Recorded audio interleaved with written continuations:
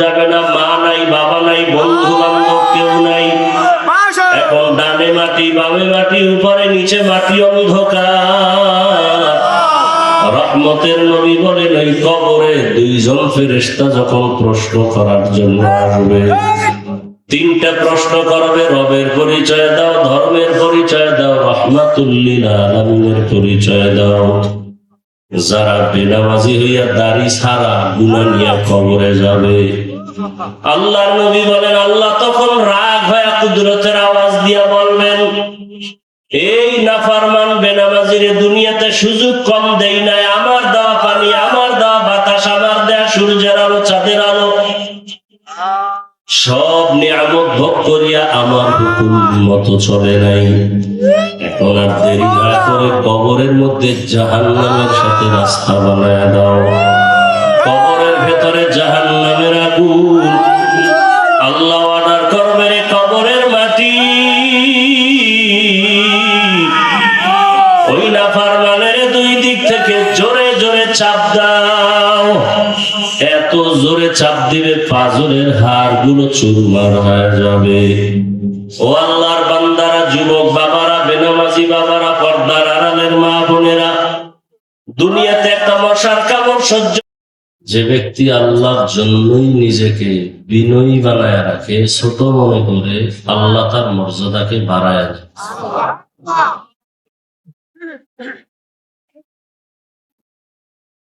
আয়াত ও হাদিসের তরজমা শেষ।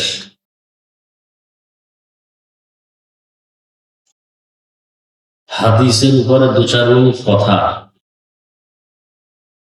আল্লাহর জন্য যদি নিজেকে ছোট মনে করে, আল্লাহ তার মর্যাদা বাড়ায় দেয়। এটার ব্যাখ্যা কি?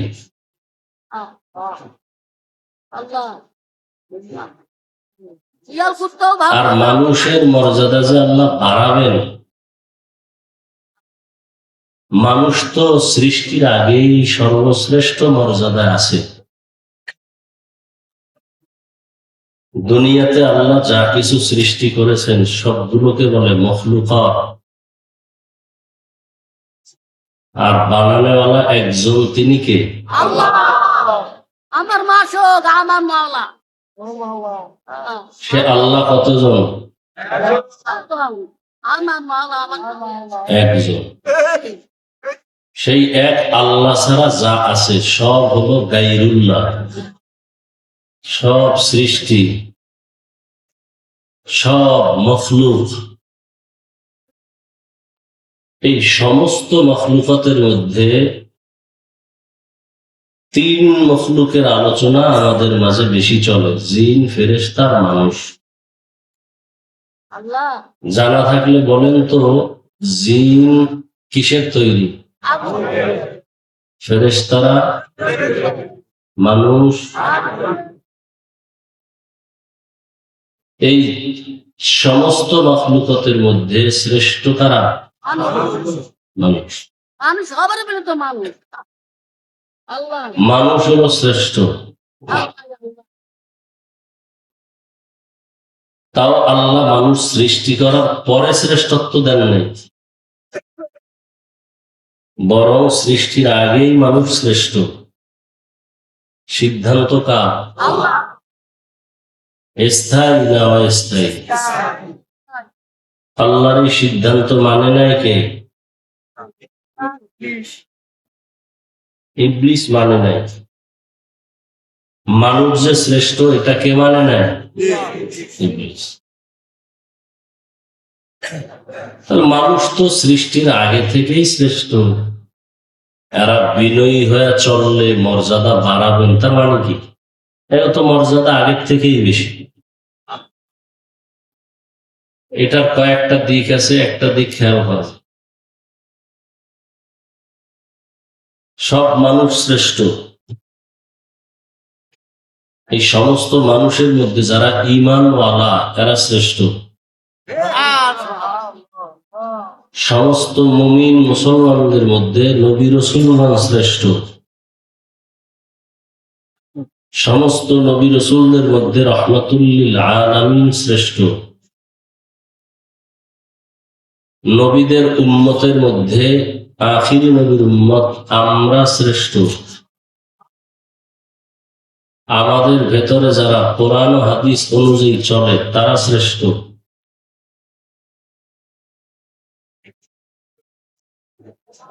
এই সব কিছুর মধ্যে শ্রেষ্ঠ যারা তাকওয়াওয়ালা।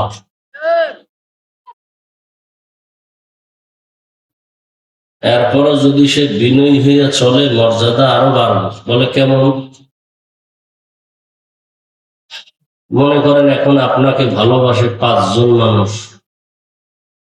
আপনি আমি যদি বিনয়ী হয়ে চলি তাহলে আমাদেরকে আরো বেশি মানুষ ভালোবাসবে। ভালোবাসার অবস্থা এমন হবে যে সমস্ত মুমিনরা আমাকে সম্মান করবে। আরো বিনয়ী হয়ে চললে শুধু মুমিন না, বেঈমানরাও সম্মান করবে। আরো যদি বিনয়ী হইয়া চলে শুধু বেঈমান আর মুমিন না, অন্য মখলুকও সম্মান করবে। যেমন বলখের বাদশাহ ইব্রাহিম ইবনে আদহাম বিশাল বড় রাজ্যের রাষ্ট্রনায়ক। ঘটনা আপনারা শুনে থাকেন, এক সময় রাষ্ট্র বাদ দিয়া আল্লাহর তালাশে বের হয়ে গেছে যে বলখের মানুষ আমার কথায় উঠে বসে, কিন্তু সূর্য তো আমার কথায় উঠে না। তাহলে সূর্য কার কথা চলে? এরে তো চিনি না। এখন সূর্যের মালিকরে চিনার জন্য রাজকীয় পোশাক ফালাইয়ে এবার জঙ্গলবাসী হয়ে গেল। ভাবসাব দিয়ে আল্লাহকে পাওয়া যায় না। বিনয়ী দিলের মধ্যে আল্লাহ আসেন।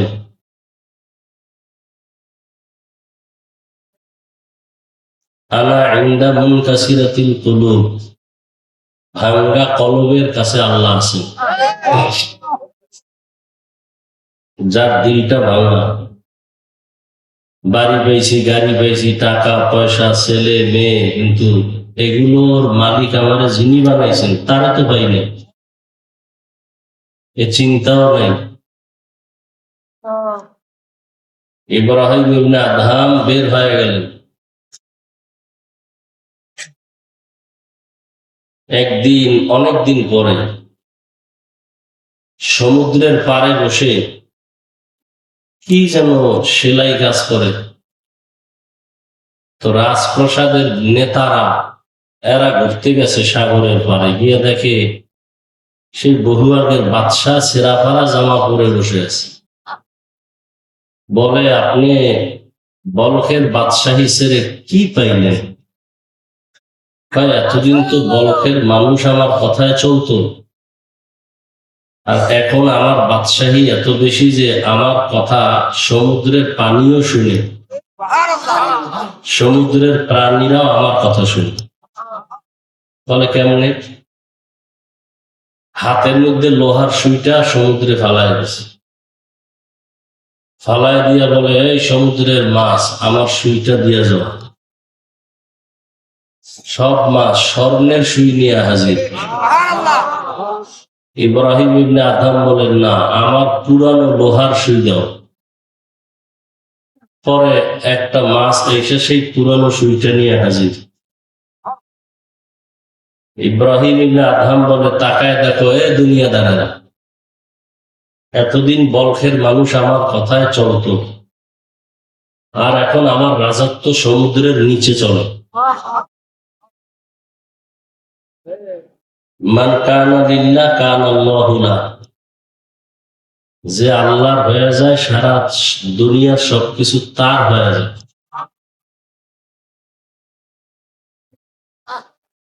আমার জন্য হয় না কেন? আমি আল্লাহর জন্য হই নাই। আমি আল্লাহকে মানি যদি আমার লাইন মতো থাকে, আর লাইনের বাইরে গেলে আমি আল্লাহকেও মানতে পারি না। এ হলো আমাদের অবস্থা। অথচ চোখের সামনে কত বিপদ। রমজানের ঈদের আগে পরে কত মানুষ চলে গেল, পানির মধ্যে বাস পড়ে গেল। একটা শিশু বাচ্চা সাঁতার কেটে উঠে কান্না করতেছে, আমার মা পানির মধ্যে আটকানো, বাঁচাও, আমি মাকে না দেখলে বাঁচব না। কত মানুষ ঘুমের মধ্যে মরে যায়, পানির নিচে, গাড়ির নিচে। আজকে এখানে বয়ানে আসছি, বসছি, আগামী বছর বয়ান চলবে, এখানে যারা আজ আছে অনেকে থাকতে নাও পারে।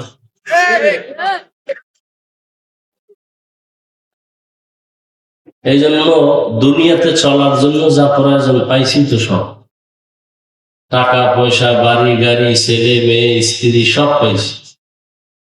এখন আমার মরার টাইম, সেখানে আমার ছেলে মেয়ে, টাকা পয়সা কোনো কাজে, ওখানে যারে দরকার তারে পাইয়া একটু মহব্বত তৈরি করে যাওয়া উচিত। তারে না নিয়ে যদি যাই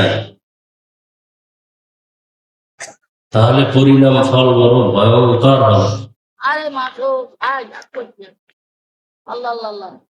এখন তাকে পাওয়ার জন্য চেষ্টা করা আমার কাজ। আস-সা'য়ু মিন্নি ওয়াল ইতমামু মিনাল্লাহ।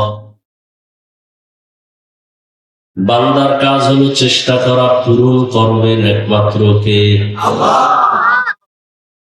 চেষ্টাই তো করি না, চেষ্টা করার মতো করতে হবে। চেষ্টা করার মতো যদি কেউ চেষ্টা করে, আল্লাহর মহব্বতে যাবে। চেষ্টা করার মতো 5 ওয়াক্ত নামাজ,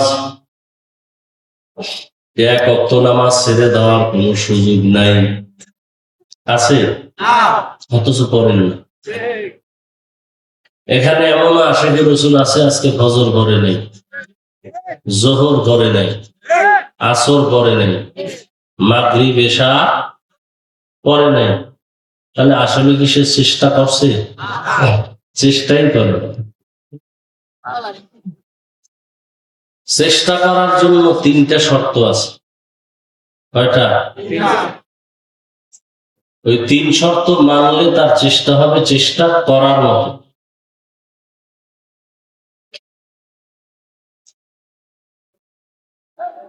চেষ্টা করার মতো চেষ্টা হবে যদি 3 শর্ত মানে।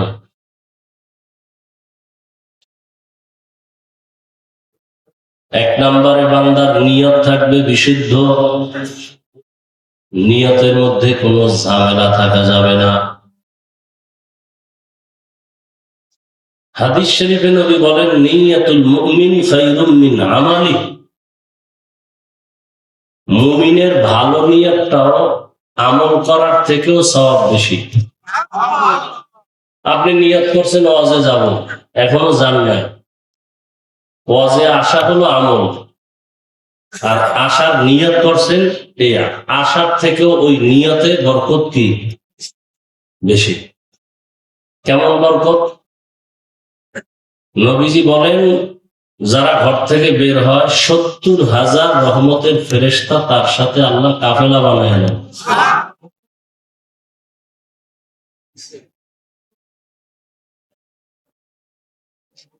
চেষ্টা কি করি বলেন তো? ব্যবসায় লাভবান হওয়ার জন্য যেই পরিমাণ চেষ্টা করে, চাকরিজীবী চাকরিতে লাভবান হওয়ার জন্য যেই পরিমাণ চেষ্টা করি, আল্লাহকে পাওয়ার জন্য তার 100 ভাগের 1 ভাগও তো করি না। বরং একদল কপাল পরা বলে, নামাজ না পড়লে আমাদের ঈমান ঠিক আছে। কত বড় কমবখ্ত! এই জন্য আল্লাহ তাআলা বলেন, চেষ্টা করো কাকে পাওয়ার জন্য? বাড়ি গাড়ি টাকা পয়সা সব পাইছেন, আল্লাহরে পাইছেন নি? হয় না, কথা কিছুই পাও না। আর বাড়ি গাড়ি টাকা পয়সা কিছুই নেই, আল্লাহরে পাইছিনি বলে হা পাইছি। বলে তুমি সব কিছু পেয়ে গেছো,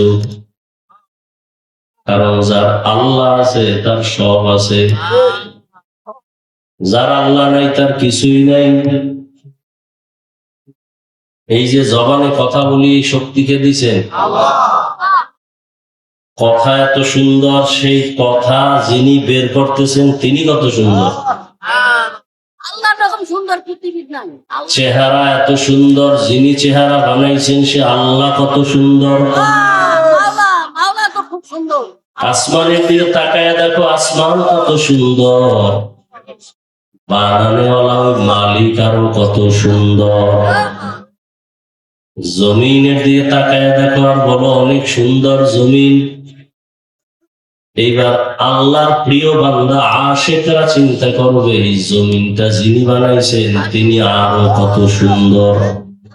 এই চেকাসবার মুলকে উ আম্বাজুনে কবলে উরা লহনে নে আওয়াজ নে তেরা আয়না आलमे रंग बूहे जिधर दिखता हो उधर तू है।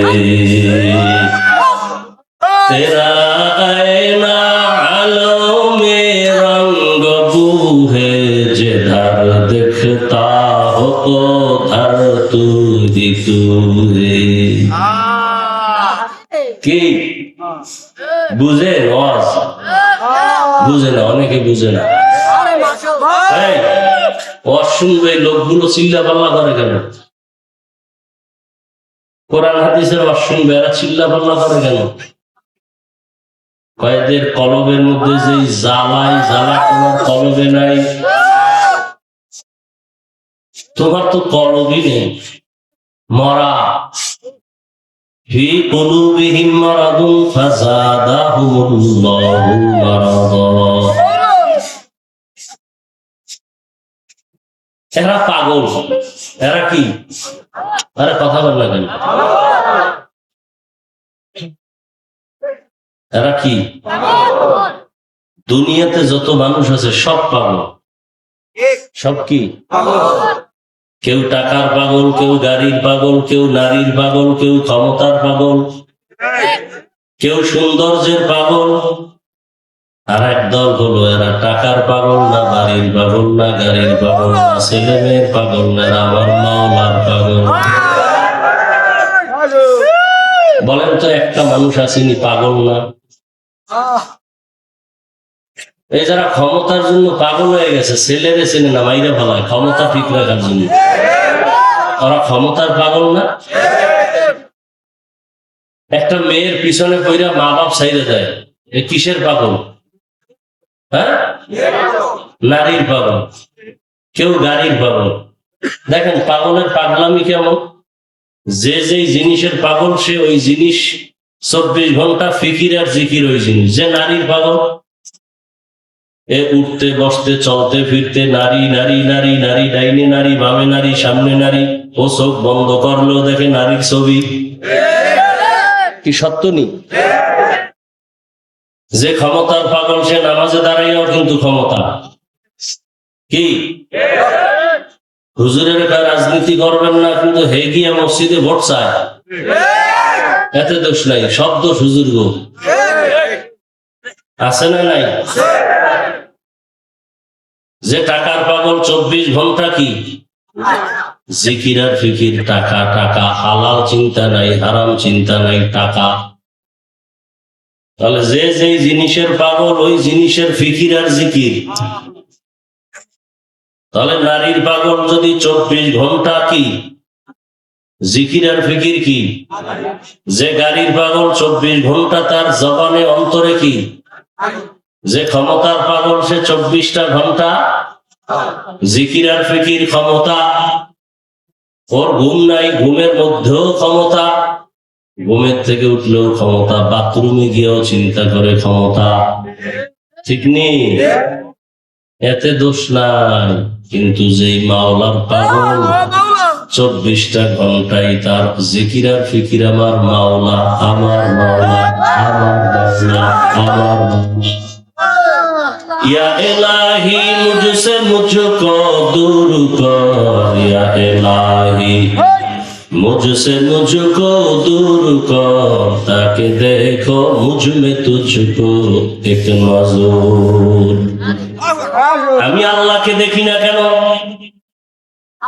আমি তো আসলে আমার মাওলাকে দেখার জন্য আমি ভাব দূর করা লাগবে। এখন তো আমার মধ্যে ভাব, আমার বাড়ি, আমার গাড়ি, আমার টাকা, আমার ছেলে, আমার মেয়ে, আমার ক্ষমতা, আমার এটা বন্ধ করতে হবে। কেমনে? কয় লা তরবারি দিয়ে। লা মানি নাই, লা মানি লা ইলাহা, কোন ইলাহ নাই, কোন মাবুদ নাই, কোন মাশুক নাই, কোন মাকসুদ নাই, ইল্লাল্লাহ, একমাত্র কে আছে? লা তরবারি দিয়া সব নাই বানায় দাও। আমার বাড়ি নাই, গাড়ি নাই, টাকা নাই, পয়সা নাই, ক্ষমতা নাই, কিচ্ছু নাই, নাই নাই করতে করতে এক সময় অন্তরে এমন ভাবে জিকির আর ফিকির হবে আমিও নাই। আমিও কে আছেন? তেরা আয়না আলমে রঙ্গ বুহে, जिधर देखता हो उधर तू ही तू है।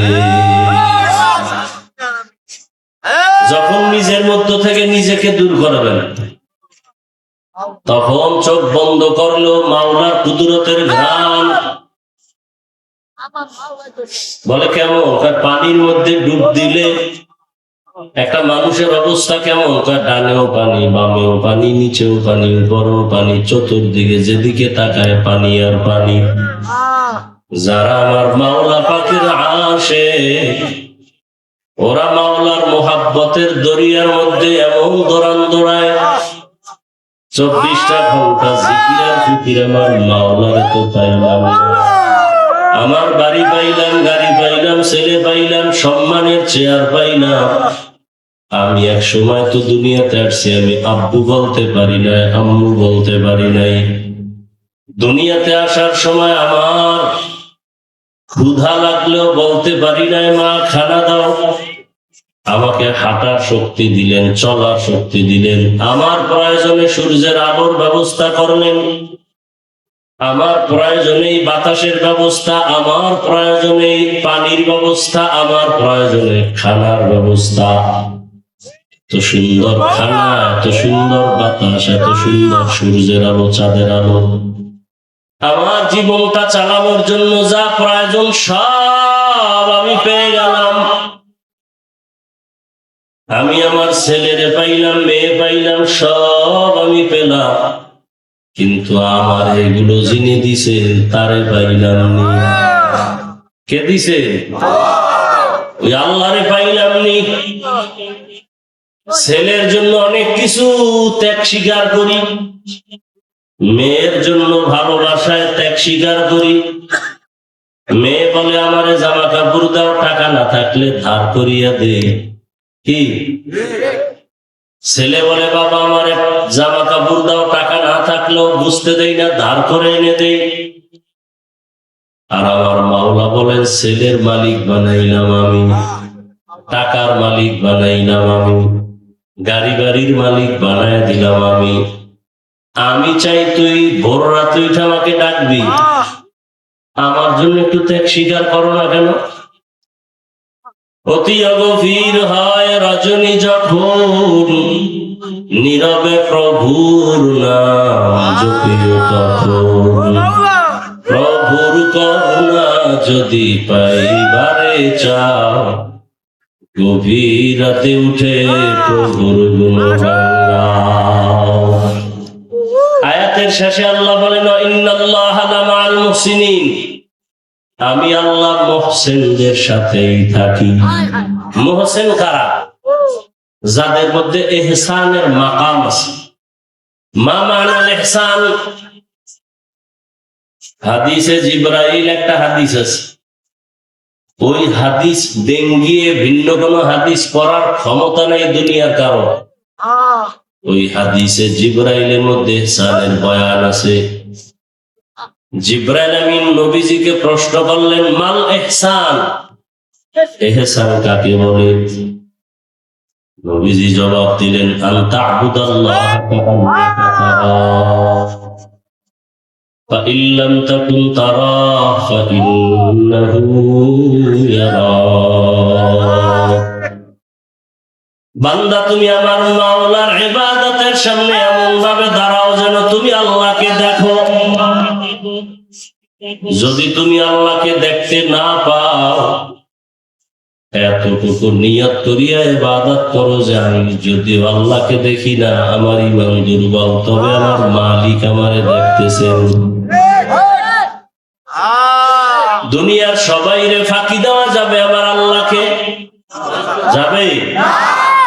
যারা রাতের বেলা কানের মধ্যে গানের তার লাগায় ঘুমাও, আজরাইল যদি আইসা যায়, ঘুমের মধ্যে আজরাইল আসে না? আজরাইল আইসা যদি দেখে তোমার কানের মধ্যে গানের তারা লাগানো, আমার মাওলার দরবারে কোন লজ্জায় দাঁড়াইবা? আমার যুবক বাবারা, বৃদ্ধ বাবাজি, পর্দার আড়ালের মা বোনেরা, দুনিয়াতে যা চাইছি কম বেশি পেয়ে গেছি,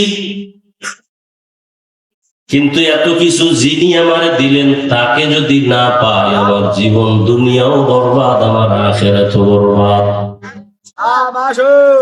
এজন্যই এত বয়ান, তাবলীগালাদের বয়ান, পীর মাশায়েখের বয়ান, জুমার দিনের বয়ান, আমাদের বক্তাদের বয়ান, আমার মালিকের সাথে সম্পর্ক তৈরি করো। দুনিয়ার এমপি মন্ত্রীর সাথে সম্পর্ক থাকলে পাওয়ার কম না বেশি? কোনো ভয়? ঠিক যার সম্পর্ক আমার মালিকের সাথে থাকবে তার কোনো ভয় নাই। কোনো ভয়? মালিকের সম্পর্ক। দুনিয়াতে এমপি মন্ত্রীর সম্পর্ক, যতদিন এমপি আছে সম্পর্কের কারণে পাওয়ার আছে, এমপি গিরি নাই, পাওয়ারও নাই। এখন পুলিশ আগে দেখলে সেলিউট দিত, এখন পুলিশ দেখলে পালায়, ভয়, না জানি হ্যান্ডকাপ লাগায় দেয়, ঠিক নেই? কিন্তু যাদের সাথে আমার মাওলার মুহাব্বতের বন্ধন, এদের এমপি লাগে না, মন্ত্রী লাগে না, টাকা পয়সা লাগে না। আমি তো বলি, একটা গরিব মানুষ সেও যদি আমার মাওলার মুহাব্বত নিয়ে চলে, ধনীরাও তাকে ভয় পায়।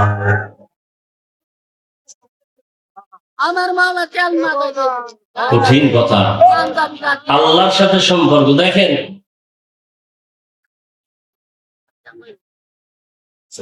আপনাদের সম্মান টাকা দিয়ে কিনছেন ভোটের আগের রাত্রে। দল আছে, সম্মান আছে, দল নাই, সম্মান। আর আমাদের সম্মান টাকা দিয়ে কিনি নাই। আমাদের সম্মান নবীজির আদর্শের টুপি, নবীর আদর্শের দাড়ি, নবীর আদর্শের পোশাক।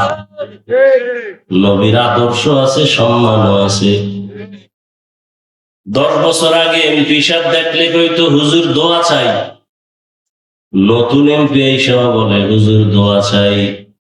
যে টাকা দিয়ে কেনা সম্ভব? কে দিছে? আপনার চোখের সামনে তো এগুলো। কি আমাদের সম্মান কম? এমপি রে আপনারা ভোট দিয়ে এমপি বানাইছেন, এখন আপনি দেখা করতে গেল 2-3 সপ্তাহ ঘোরা লাগবে, তারপরও সিরিয়াল পাওয়া। আমি কখনো সিরিয়াল লাগে? মন্ত্রী লোক পাঠাইছে, হুজুর একটা ওয়াজ লাগবে। আমি বললাম খালি নাই, আমার মন্ত্রণালয় আসবেন, দাওয়াত রইল। তাহলে এই সম্মান টাকা না রসুলের আদর্শ?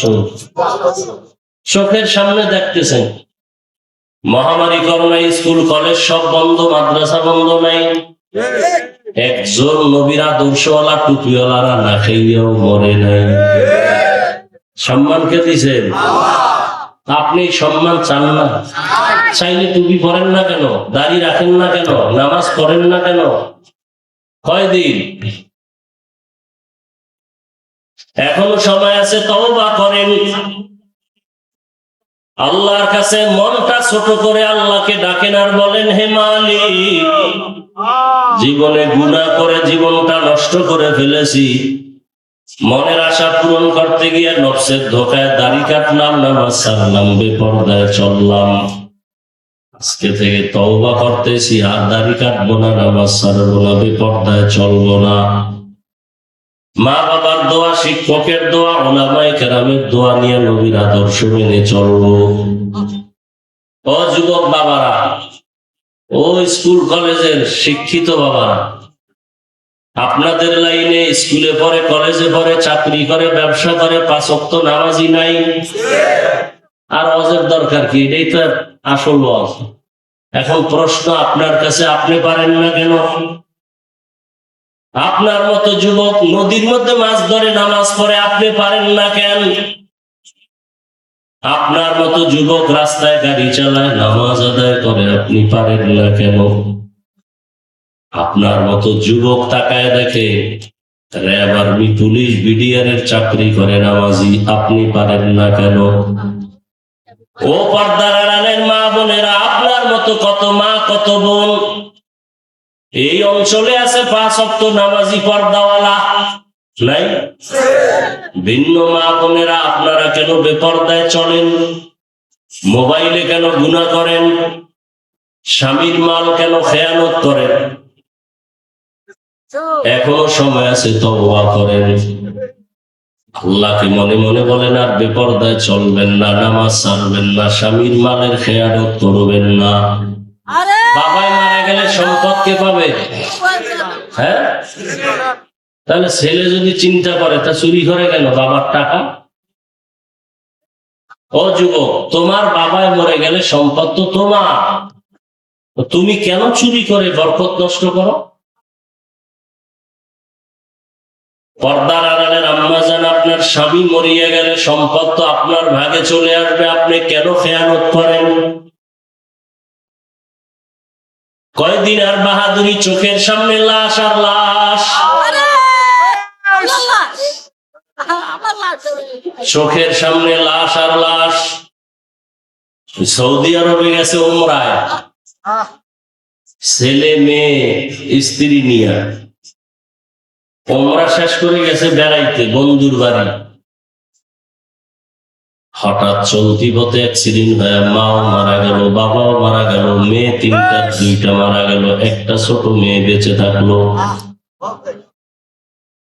মেয়েটা অসুস্থ, মোটামুটি চিকিৎসা দিয়া বাংলাদেশে নিয়ে আসছে, আর বলছে তোর আব্বু আম্মু হসপিটালে আছে, সুস্থ হলে দেশে আসবে, চল তোরে নিয়ে যাই।